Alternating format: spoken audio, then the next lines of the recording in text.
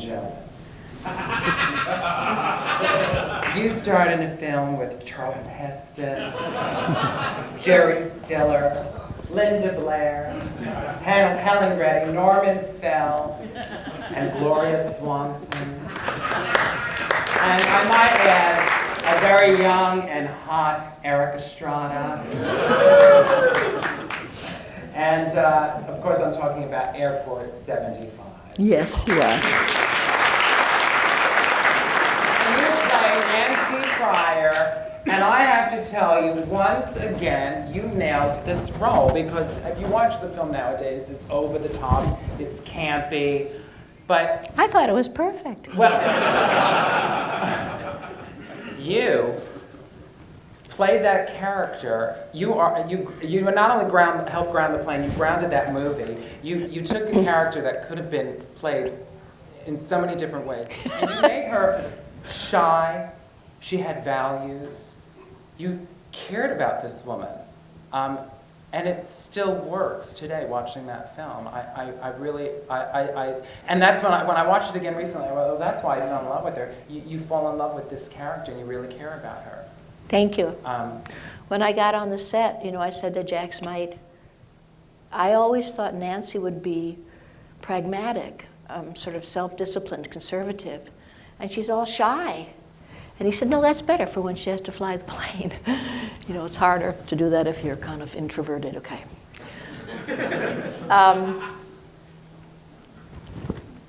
So what happened with that was I saw the Rushes one time, and Myrna Loy was very charming and incredible, and Sid Caesar was cracking all those jokes, and Gloria Swanson was wearing this sort of cowl, and she was Gloria Swanson. And I said, oh my God, nobody cares whether they live or die. Nobody cares if they get over the mountain. This is like a comedy. I thought I was in a thriller. I'd better care. I had better truly care if we get over that mountain.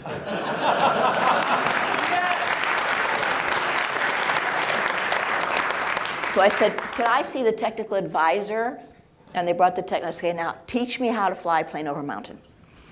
And he said, okay, so here's how you do it. Here's this thing, it's like that. Mm-hmm. And then it goes this way a little bit. It's very, very, you have to do it carefully.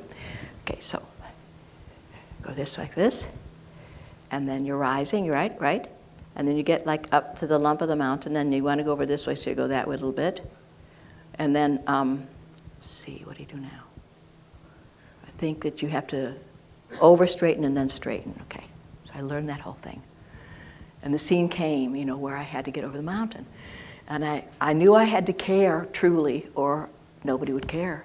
And watching the movie, someone has to care, so you can, see. So my leg was going like this. Really, I couldn't stop it. It was like going like this because I was really nervous. And I tried really hard to do exactly what the technical advisor told me to do. And when I went back like that, right, to rise, and then this way a little bit, this, and then I saw the film, and they had shot it from the neck up.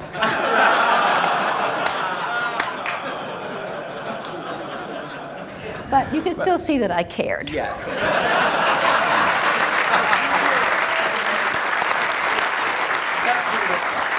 Well, we're going to see two scenes from Airport 75. The plane has been struck. You all know it, by a smaller plane. There's a huge gaping hole in the cockpit, and Karen has to fly the plane. And then the second scene is, I just wanted you to see maybe a little bit of the interior, because I remember as a kid being so impressed, like this plane, its colors were purple, orange, and magenta. There was the spiral staircase. At the bottom of the spiral staircase was one of those giant fruit salads like you would see on a cruise. And the first time I went on a plane, I was like, what's with the drab navy blue and gray? Where's the spiral staircase? And I want some goddamn fruit salad.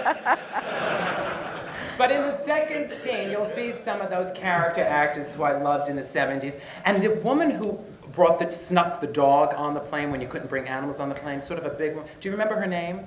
because I couldn't find her name. But anyway, I always loved her too as a kid. And you won't see her, but you'll just hear her voice say, "We're all gonna die." It just makes me laugh. Anyway, make sure you play it nice and loudly, please. All right, Airport 75. Columbia 409. Columbia 409, this is Salt Lake Approach. Do you read me? Do you read me? Columbia 409.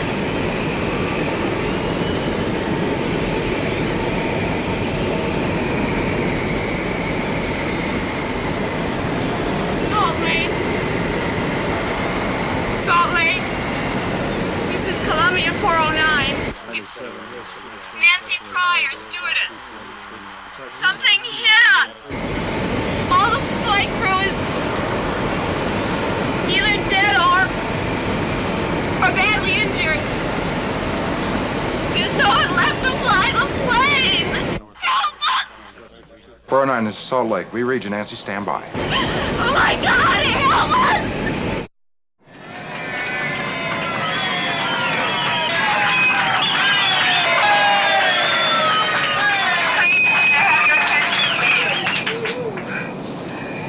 Captain Murdoch is now aboard and is flying this plane.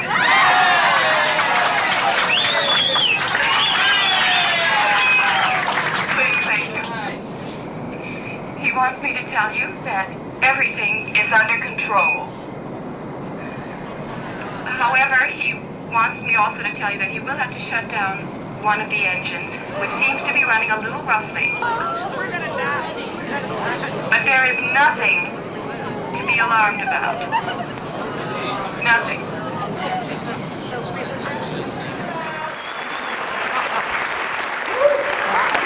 I'm so happy you explained that you really cared, because I was right. I always knew that, even as a kid. Thank you very much indeed. Thank you. Well, in 1975, you worked with Dan Curtis on, it was a TV film, wasn't it? Yes. Trilogy of Terror. But this was the last story in the trilogy, Amelia, that sort of worked its way into the collective psyche of this nation. Yes. And I have my own theory, and again, it has to do with the fact that Karen is a brilliant actress. But we're going to see a scene from it, and we've cut it into like 3 small parts. But what I want to say is, there is a scene at the very top of this film that would, at the very top of this, the last of these short films, that would never, ever, ever, ever happen in today's world. You have a monologue on the telephone with your mother, and you come home very excited. You bought this doll for your boyfriend, who's an anthropologist, and you're going to have a date with him for his birthday, and you call your mother, and she just keeps on, and you see you slowly break down, and you do this beautiful monologue. And I think the reason why the movie is so scary is, once again, because we're heartbroken for this girl, and we don't want to see anything bad. We want to see her go out on a beautiful day with this boyfriend, and then, of course, it all. But Well, that's the first time I've ever heard this, and I think that's got a lot to do with its success, and it didn't cross my mind once. What did happen was, that particular phone call, here we go again, I knew that this mother had to be suppressing this girl. I knew that that's why she was, who she was and what she was. And so I did ask Dan if I could rewrite it. And I wrote in a lot of the responses to the mother, kind of berating her and not, kind of putting her down.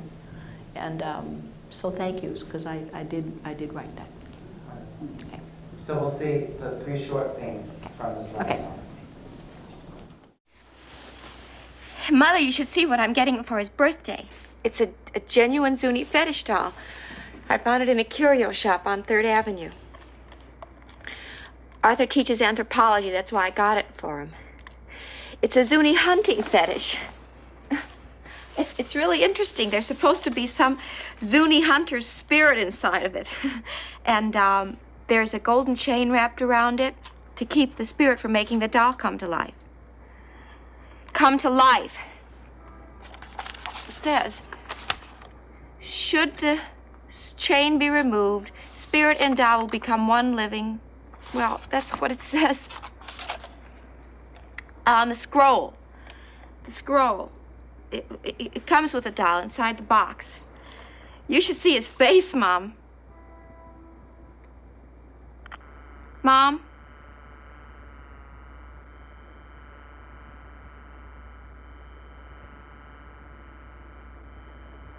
Why is it always like this?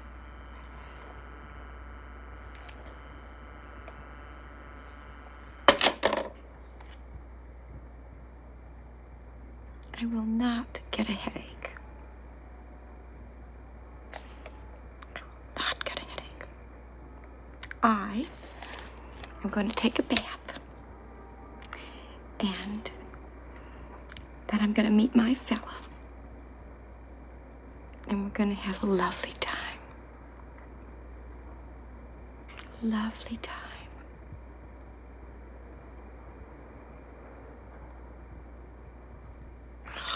Mom?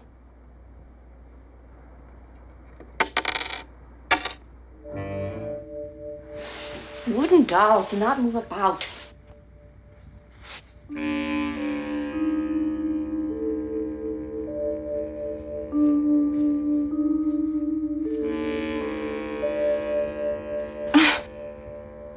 That bulb probably just burnt out, that's all.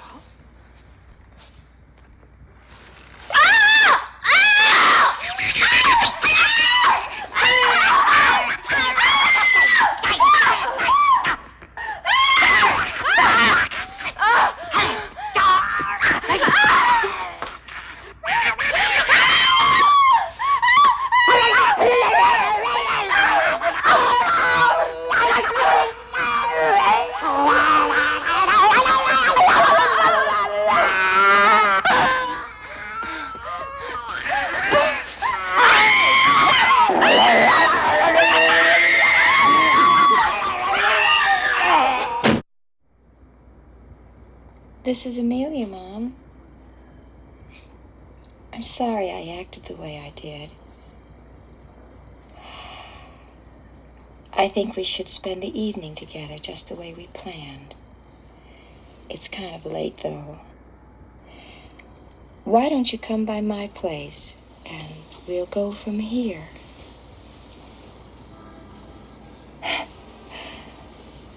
No, I'm all right. Good.